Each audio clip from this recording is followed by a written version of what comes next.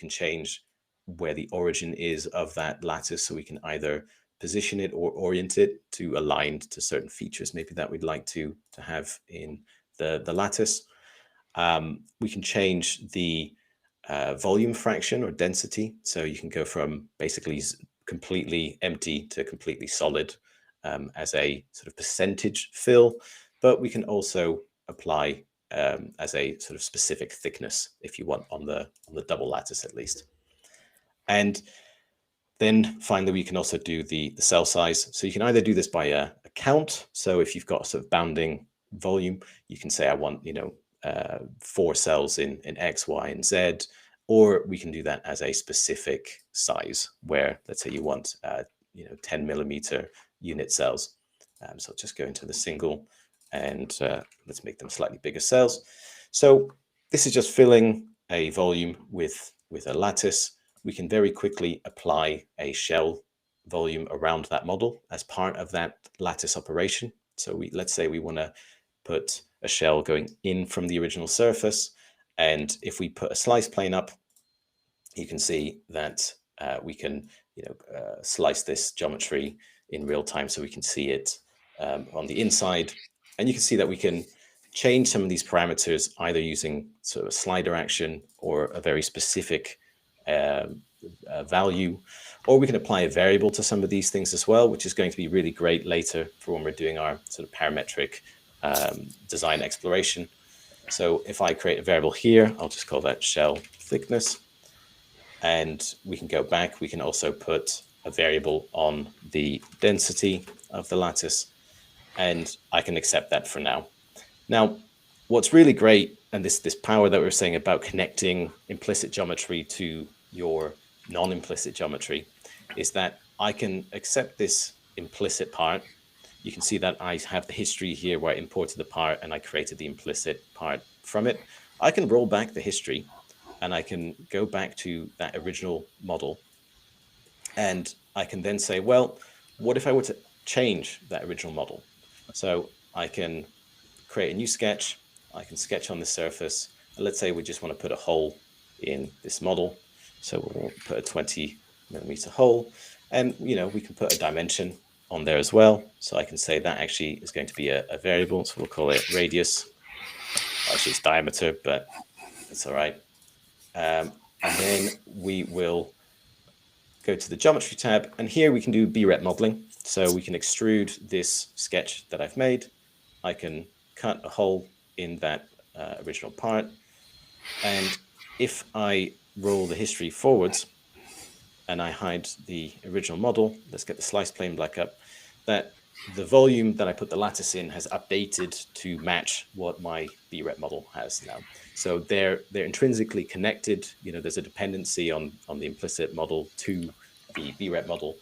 And if I suppress the history, you can see the hole disappears. So we have a construction history inside of Inspire where every operation that you're doing is captured and it's tracked, and you can roll backwards and forwards the history and essentially see how it all parametrically connects. And if I were to update the radius of the hole to 30, you can see that also updates as well. So we can have specific variables that we extract that we'd like to edit, when a model's been finished.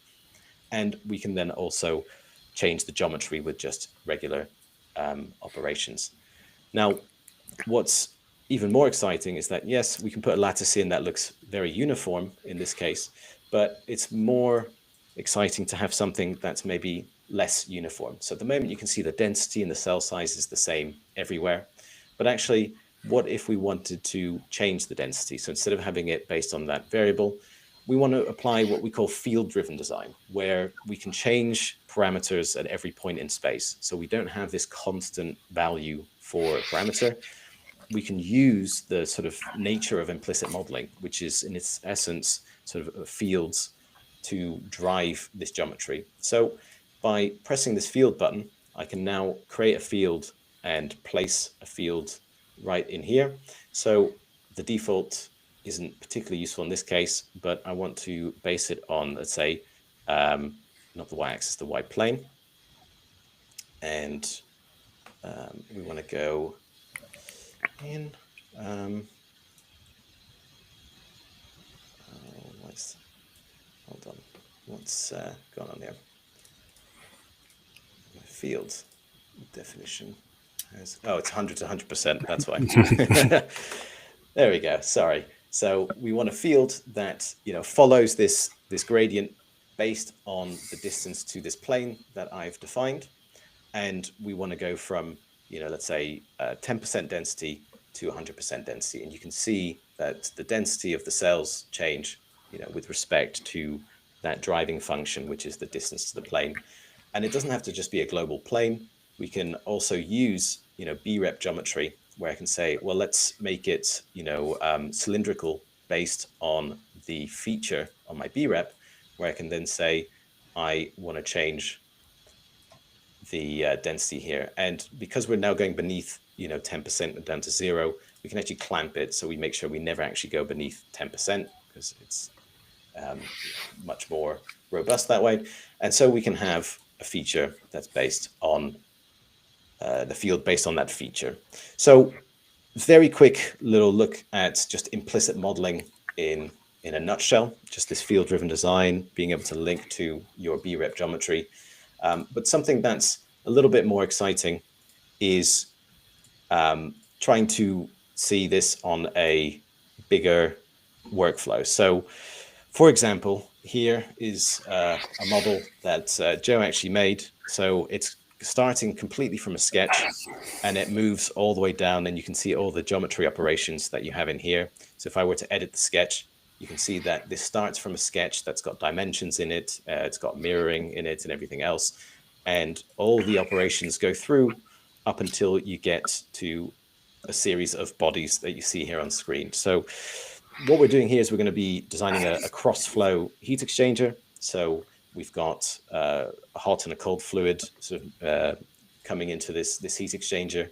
We don't want the fluids to mix, so we want to make sure that the fluids never meet, and we want them to exchange their energy across the lattice core. So we have an outer shell, which is going to bound the fluids. We've got this white core in the middle, which is going to be where the heat transfer surface is going to be created, where these two fluids will be running into it. I've put the blue and red sort of fluid domains in for convenience, but you actually don't need them. But what you do need are these sort of blank plates, or these baffles, to prevent certain fluids from entering the wrong side of the lattice. But it's very simple to design the lattice in this case. So again, I can select the core that I'd like to put a lattice into it, and just select the lattice button. We can go in and let's do a Schwarz D lattice. The core itself needs to be a double because this has two empty domains, so one for each fluid. And what we'll do is we will set the cell count to some variables as well. So I've got cell counts for X, Y, and Z. And then we do the same for the plugs. So these are going to be single. And if we match the same properties as the core, then you'll see that we will be blocking off a certain portion of the inlet sort of face. So everything there looks correct. And then we'll do the same thing for the other fluid domain, where we go with Schwarz D. We're going to go in for X, Y, and Z. But because we're doing the opposite side of the lattice, we just need to invert it. And you can see we're now blocking the other side. So you can see if I toggle between one side and the other, we're blocking one side of the lattice versus the other. Sorry.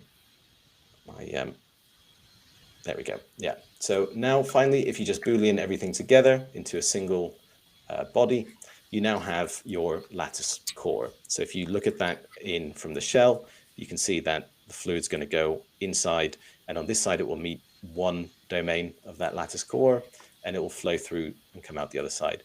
But this is the bit where the setup of a simulation, so in this case a fluid simulation, is incredibly easy because I've got a B-rep model, which is, you know, the outer geometry. I've got this lattice core, which is implicit, and all you have to do is you can go to the fluid tab. I'll click on bounding solid. It's automatically identified the bounding solid, so I'll accept it. the embedded solid. So this is the solid that will sort of sit in the way of the fluid, and it will split the fluid into multiple sort of fluid domains. So I can pick that as my lattice core. I'll accept it. And then we can automatically extract the overall fluid domain. So in this case, it looks like it's all connected, but the solver is going to do the hard work in just a little bit. So if I go into the boundary conditions, I can say I have one inlet coming in on this side, I have another one on this side, and I have an outlet on the bottom side here, and an outlet on the bottom side here. So this is going to come through the core and come out one side. This will come through the core and come out the other side. And really all that's left to do is basically set the run going. So I'll hit run, and that's it. So I didn't have to mesh the implicit. I didn't have to union everything into the same domain. The solver is going to basically identify which fluid domain belongs to which side. So the core, the solid that's going to be subtracted from the fluid domain will create two different fluid paths. And this is going to be running on the GPU. And it's already done. And essentially this all gets natively solved on the GPU. And I can then look at the results. Let me just hide the bounding solid, and you can see some streamlines. I can see the streamlines per side. So you can see one fluid coming in and coming out this side. And if I switch them around, you can see the opposite side here. I can hide the actual core itself, so you can see how those are coming through the body. And we can see that we can either toggle sort of solid results or what we call the sort of volumetric results, where you kind of see through the parts. It makes it easier to identify hotspots inside your model. Now, what's nice is that was one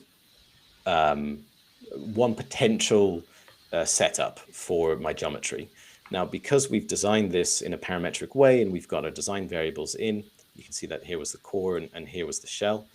I can go into my variables and go, okay, well, what if the length of my heat exchanger was shorter, for example? So I can change this manually if I want to and just change one variable. And this will update the entire sort of modeling tree. I can hide the shell. The core itself has shrunk as well. So it's all linked together.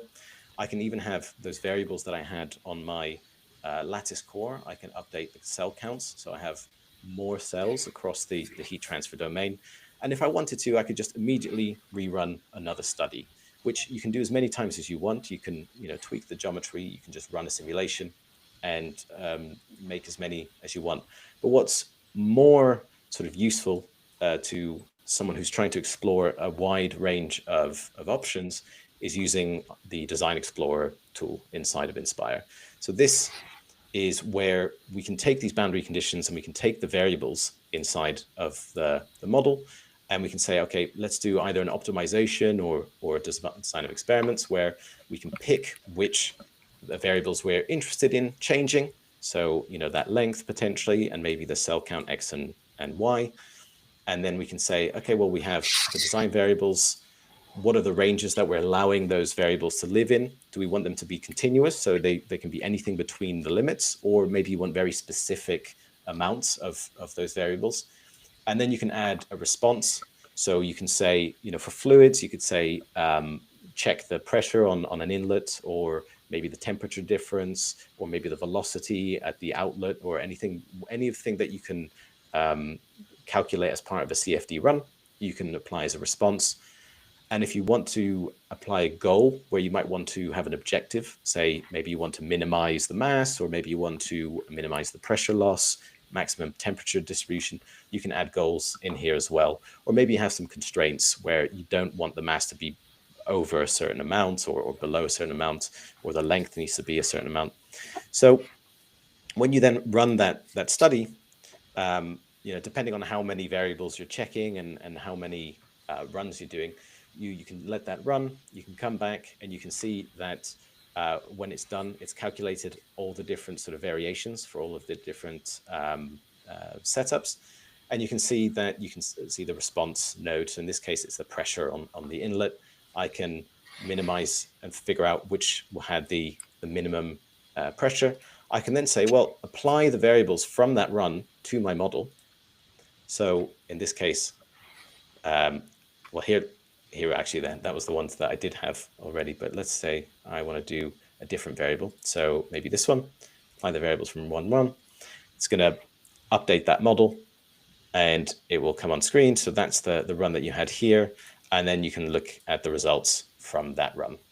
And you can say, okay, I want to look at that run in more detail. Maybe I want to check a few other things, take a look in more detail. And that's essentially how you can then go through and very quickly optimize what could be a quite complex model with quite a lot of different parameters to play with in terms of your design. And that will give you a very quick leg up essentially to find that more optimal design. And this can be done with fluids. We can do the same thing with a structural analysis where we can have a structural load case, again, with some parameterized model, and we can then sweep through all those variables and essentially, optimize for fluids or structural. So in a nutshell, that's the sort of end-to-end workflow that you see in Implicit. This is obviously for a heat exchanger application. There's many different types of lattices that we have inside of Implicit. You can see in terms of, if I go back to, just to get a sense of the variation that you can get. So I've got my model in here. Let me get out of Implicit. Okay, yeah. So in Implicit, we've seen the surface lattices. We've got our planar-based lattices, which are, as you'd expect, sort of 2.5D extruded lattices, again, with all sorts of different cells that we can play with here. And you can see all of these update in real time. We've got our cell strut-based lattices. So these are repeating struts. And we can choose a different number of cells that you'd like. We've got a whole host of different unit cells. So I think we've got about 12 already inside the model, inside the product. But you can also create your own custom unit cells where you can define a unit cell and it will use that in there. You can go from a sketch to a unit cell. But all the similar sort of options that we had on the surface lattice with the outer body options, the cell sizing and the thicknesses and the origin all apply in the same way. The only one that's a little bit different is point edge sets, or the graph-based lattices, where it's more about generating points either from models or randomly and connecting them up and then thickening them out. But we have all the usual implicit operations that you'd expect. So, Boolean operations, blending between two different types of geometry, offsets, inverting, patterns, smoothing and filleting, and doing isosurfaces as well. And one that I didn't show, which just before I hand over to you, Joe, hopefully it should be in here. But if I go in and take, yes, okay. So let's say I had some simulation results. So in this case, it's just a pressure applied to a fluid domain. Now imagine I wanted to use that inside my lattice. So what I can do is I can look at those results, and anytime in Inspire now you look at any results, you can directly create a field from whatever results you're looking at. So in this case, it's displacement from the pressure. I can create a field, and oh no, I guess maybe not in this case. That one seems to have not liked that one. I think I've saved it in the wrong file format. But yeah, we can take a result from a field like that, and we can apply it to, I think it's because I saved it in a newer version. We'll just try it once more, just to showcase that. So we got a pressure field, we're going to create a field. Okay, that did work. And we're going to use it as a percentage. So we're going to apply it to our density of the lattice.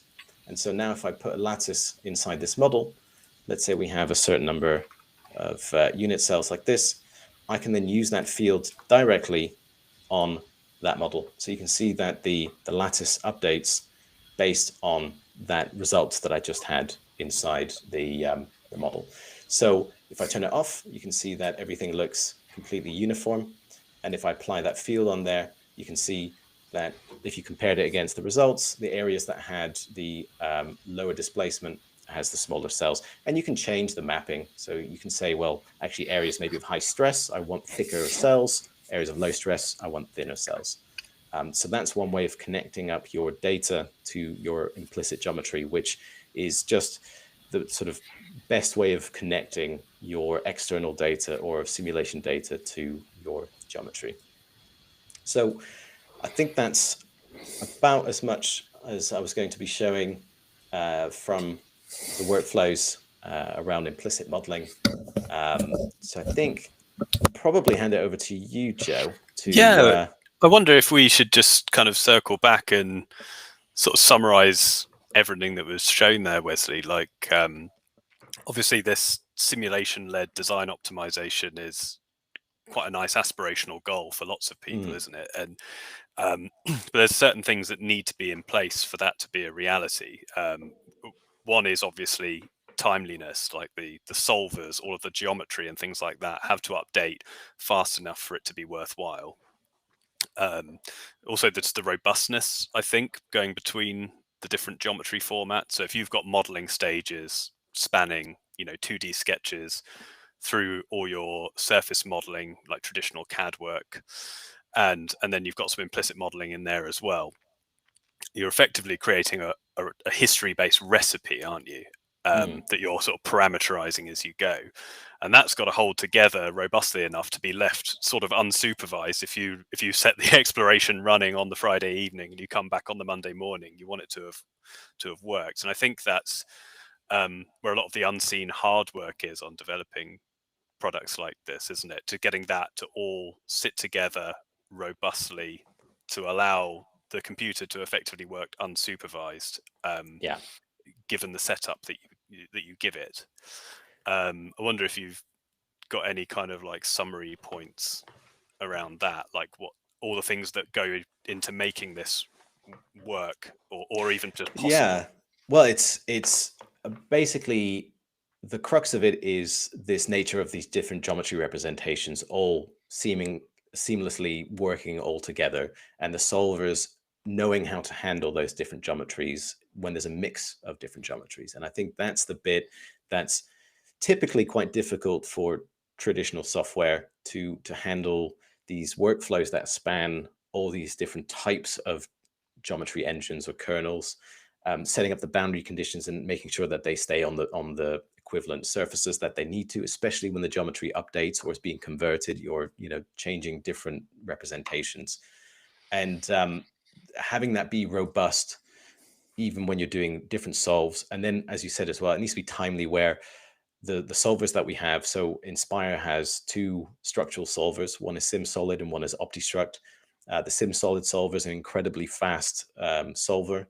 And the CFD solver inside of Inspire, the fluid solver, is also it's running on the GPU, incredibly fast. So that allows you to sweep through these quite large design explorations in a, as you said, timely manner, right? So you want this to sort of guide the user into going the right way when it comes to designing their geometry and their components. And the sooner you get results and good results to sort of lead you the right way, the better. And I think that's what you get with Inspire.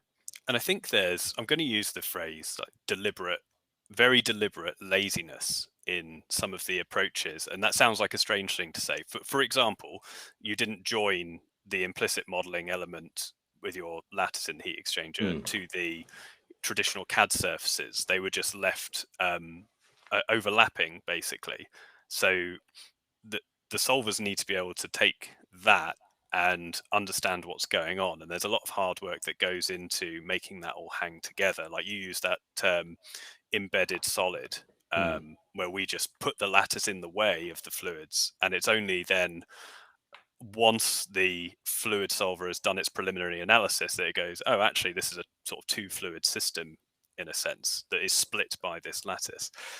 And being able to have the different geometry formats coexist and to be able to do operations in each thing in history. I think a lot of the work we've been doing over the last few years is making all of that work and sit together without having to do the tedious, meshing and remeshing and applying boundary conditions and reapplying boundary conditions every time you want to make an iterative step in your exploratory design process. And I think what you've just sort of shown there shows each of those things, and I wanted to draw attention to that just in case it was, we take it for granted now, but actually that's where a lot of the detail is, isn't it? Yeah, it's when you've been working with it for so long, yeah, as you said, you take it for granted, but actually the solvers do a lot of the heavy lifting in terms of interpreting the geometry, and the geometry kernels inside of Inspire do a lot of the heavy lifting in terms of working with each other and being able to connect to each other and understand various, sources of data that come in and out of the various geometries. So it's all interconnected, it's all interdependent, and everything works with this construction history where everything is repeatable and reconstructable and parameterized in such a way that you can just focus on the key variables that you'd like to change, and the software will do the heavy lifting, so to speak, to get you where you need to go. Great. So do you think I should take it from here, Wesley? Is that good? Yeah, time? I think if you want to take over the screen and sure, go for it.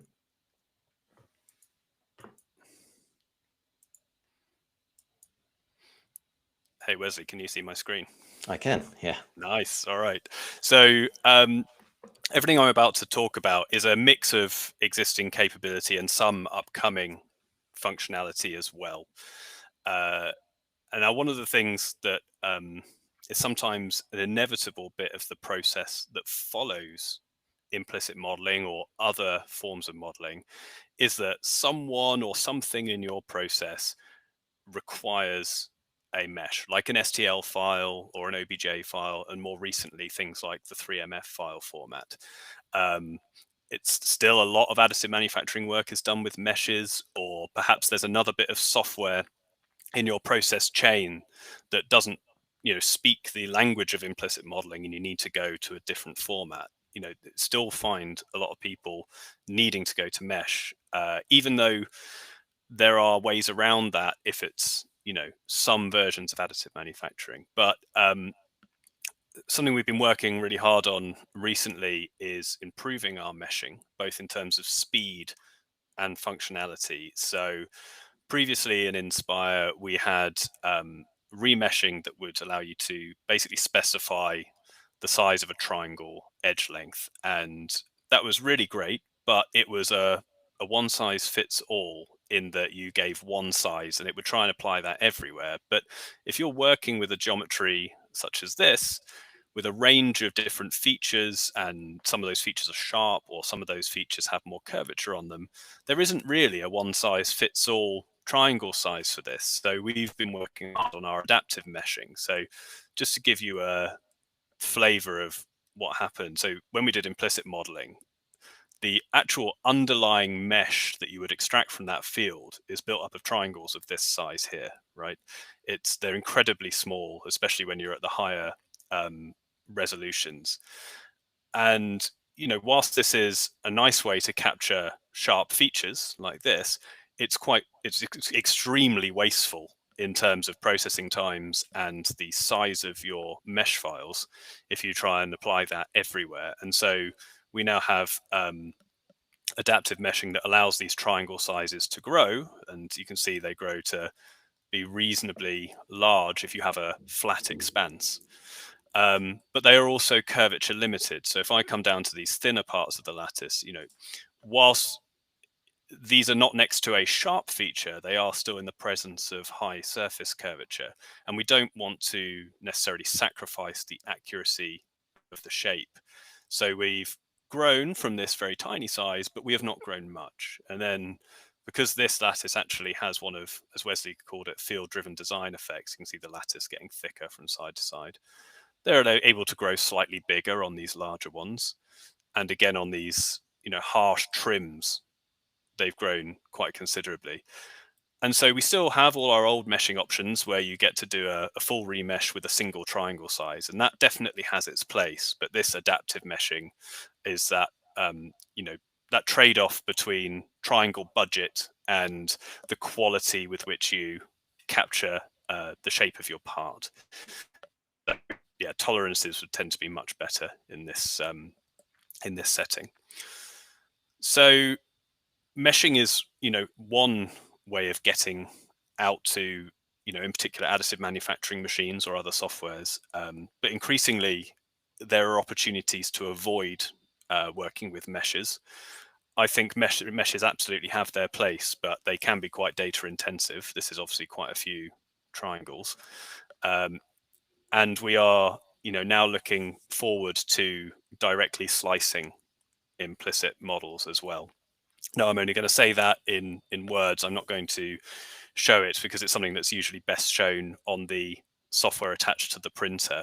But taking a model potentially with a very complex lattice in it, much more complex than this, and exporting that as the sort of slice contours that the printer would be able to understand. That's an upcoming feature, and there's a number of different slice formats that we would be able to go out to. Now, another thing, and this is a bit of a personal view of mine, we often hear, if you're working in additive manufacturing or you've done any work with lattices at all, a bit of terminology you might have come across is the word conformal, which is where a lattice is body fitted. So the lattice follows the shape of the object it's being put in. It's not just globally aligned to the X, Y, and Z axes. And there are we already have tools for conformal, but they are usually they usually work best when there's an obvious solution.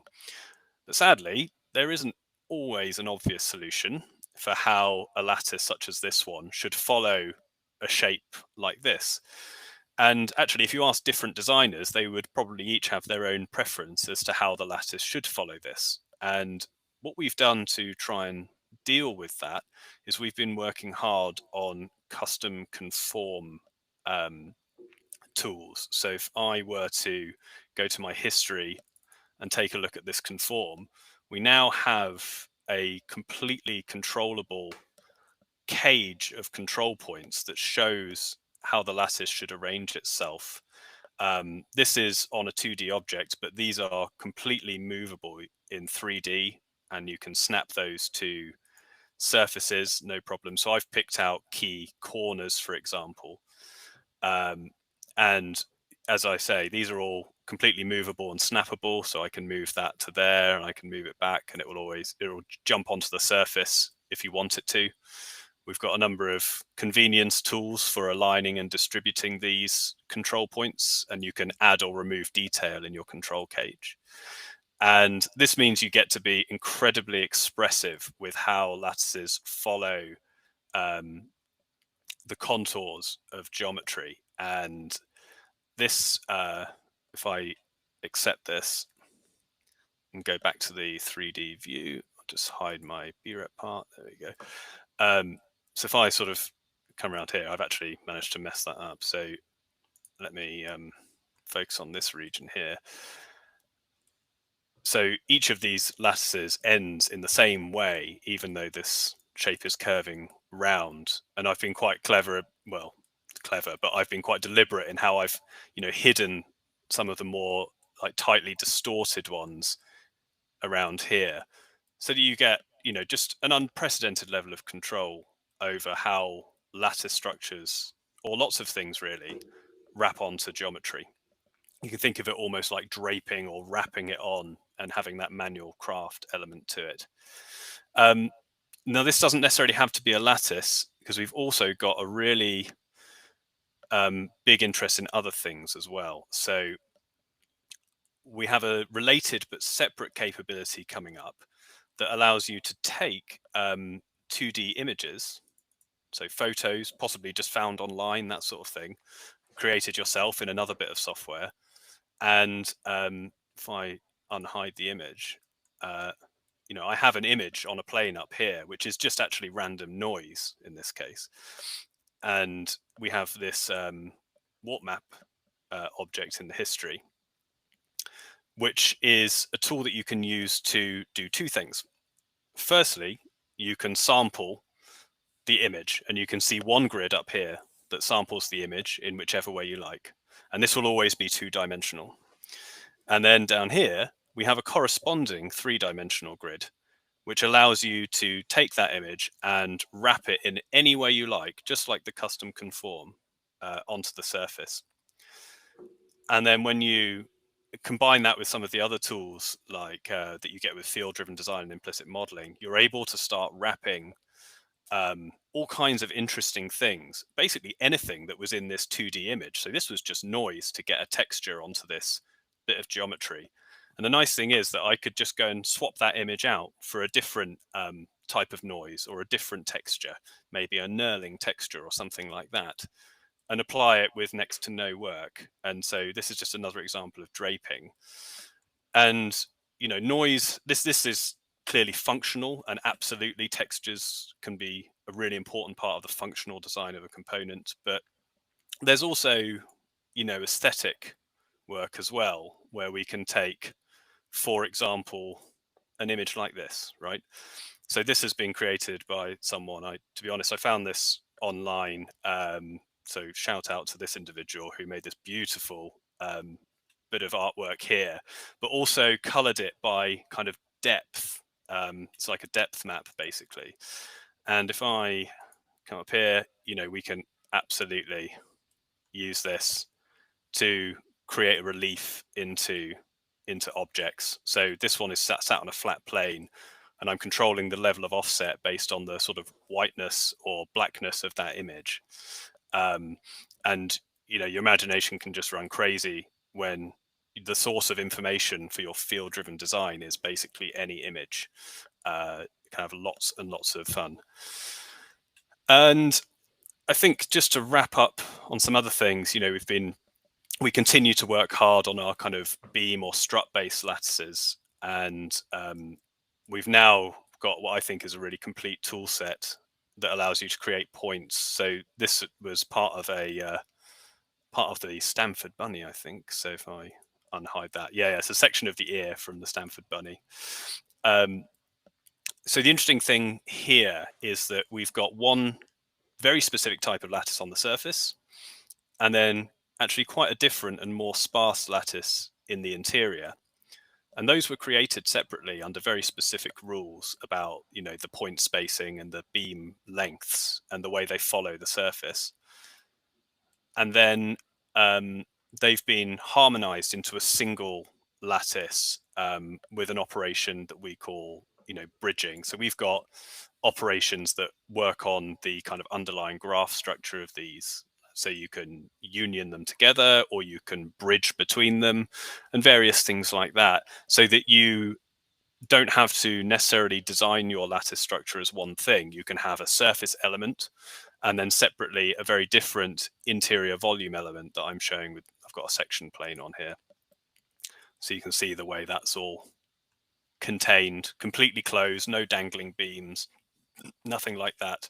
And and our filters are a massive part of this. So we can, lots of ways to create points, lots of ways to join them with edges, and then many, many filters to keep or remove elements until you have exactly what you want. And I think that was everything that I came to talk about in terms of upcoming capability or updates. Did you So have Wesley, those I don't know. pictures of the ribs and the heat exchanger? Yes, I do. So that's another Yes. example of some of these features in action, actually. So this is Wesley's heat exchanger, and maybe I can make that a bit bigger. So the warp map tool, which is taking 2D images and putting them onto 3D surfaces, can be used for laying text. So there's just a different view there. So this is quite an annoying surface to do this on because of its compound curvature. It curves very strongly in 2 dimensions, which would normally give you dreadful distortion in your text, but you can, you know, be very selective about either removing that distortion or putting it in specific places. And this is the sort of control cage looking front on at this sort of this view, but lower. control cage, wrapping to the surface that then gives you this text. And then we've got, these ribs as well on the outside, which we can create with our kind of point edge set tool, which are these graph lattices or beam lattices, whichever word you want to use. So lots of exciting capabilities coming together, and we look forward to getting it all out there. Great stuff. Thanks a lot, Joe and Wesley. Really insightful session. We have a couple of questions coming in. We don't want to make it too long, right? We're a little bit over time. Yeah. What is meant by physics-based design exploration, and which simulation types are supported? Sure. Yeah. So in Inspire, it's physics-based simulation or exploration is essentially us using the various solvers inside Inspire. So we've got the structural solvers, the motion solvers, and the fluid solvers. So in Inspire specifically, we have those capabilities of assessing the kind of real world behavior of the components with respect to those responses. And it can be a one-off study, or it can be, a full sweep of studies across, many parameters. But we can also take the simulation data in from other sources and then use that in some of the field-driven design that you've seen today. It doesn't all have to take place in Inspire. It can be other Altair products or other products outside of the organization as well, if you want to get those effects into your model. Yeah. Excellent. What optimization types are supported in Inspire? So there's your traditional kind of topology optimization, where you take a sort of solid geometry or design space and you can sort of carve out the required mass that you need, or the volume that you need. There's also topography optimization and gauge optimization. Gauge optimization. But other than that, then you've got your general optimization using Design Explorer, where you can say reduce the displacement or minimize the stress in a part, or and it's that will be more parameterized, so that will change variables in your model to generate geometry that will adhere to a specific response. Whereas the first things I said with the sort of topology optimization, that will just start with an overarching design space and sort of carve out the geometry that's required based on the response. That covers it. We had one question on LinkedIn, and please, if there's time, can you comment on getting the geometry into something that can be manufactured in a conventional way, for example, sheet metal, etc.? Oh, for sheet metal, that's an interesting question. For more traditional manufacturing, depending on the complexity of the topology. So I briefly mentioned but didn't show our polyNURBS capability. Now, if the topology of your geometry isn't too complex, so you don't have a really, really dense lattice, but you've got something a little bit more traditional sort of shape, or the results that come out of topology optimization, sort of organic looking shape, those can be fit with our polyNURBS geometry, which can be directly converted to BREP format, so a CAD format, and that can be exported in the sort of traditional CAD format, as a sort of parasolid file or a step file, and that could be interpreted by your typical CAD tools. So yeah, if you wanted a field-driven effect on a sheet metal part, that would absolutely be the way. You'd use implicit modeling to introduce the field-driven effect.